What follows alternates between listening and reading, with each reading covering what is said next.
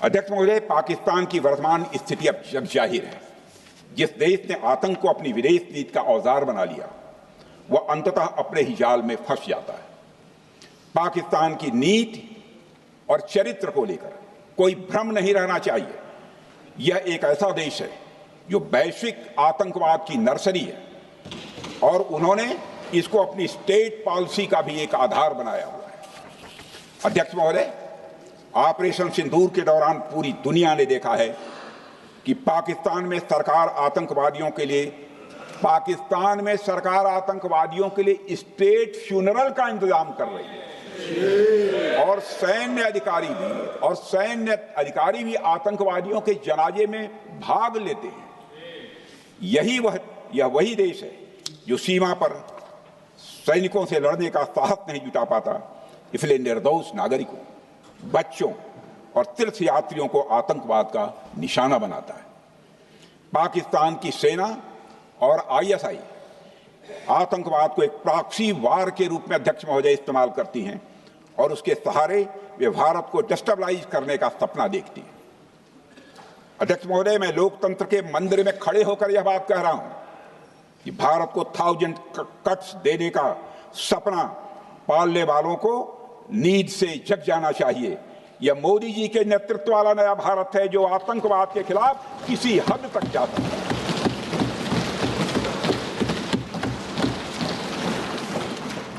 अध्यक्ष महोदय, आप भारत का इतिहास जानते हैं।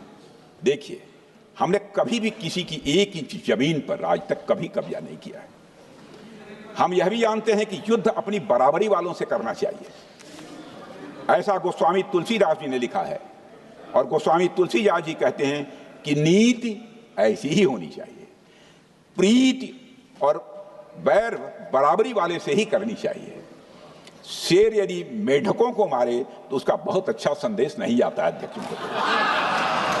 और अध्यक्ष महोदय, हमारे देश की सेना शेर है। अध्यक्ष महोदय, पाकिस्तान जैसा देश जो साइज, सामर्थ्य, शक्ति और समृद्धि में हमारे आसपास भी नहीं है, उस मुल्क से कैसा मुकाबला? जो मुल्क अपने अस्तित्व के लिए दूसरों पर आश्रित हो, उसके मुकाबले का मतलब है अपना स्तर कम करना। हमारी नीति है आतंकवाद के खिलाफ प्रभावी कार्रवाई करना। हमारा पाकिस्तान विरोध उनकी आतंकवाद की नीति के कारण है, इसलिए पाकिस्तान का हमारा विरोध है। अध्यक्ष महोदय, हम अगर शांति की आशा के लिए हाथ बढ़ाना जानते हैं तो अशांति फैलाने वाले हाथों को उखाड़ना भी जानते हैं। अध्यक्ष महोदय, अगर शांति के प्रयास करना हम जानते हैं तो दुष्टों को जो भाषा समझ में आए उसी भाषा में समझाना भी जानते हैं। सठे साक्ष्यम समाचरेत, अर्थात दुष्ट के साथ दुष्टता का ही व्यवहार करना पड़ता है कभी कभी। अध्यक्ष महोदय, हमने भगवान कृष्ण से सीखा है कि शिशुपाल की 100 गलतियां माफ की जा सकती हैं, पर अंत में धर्म की रक्षा के लिए सुदर्शन चक्र उठाना ही पड़ता है।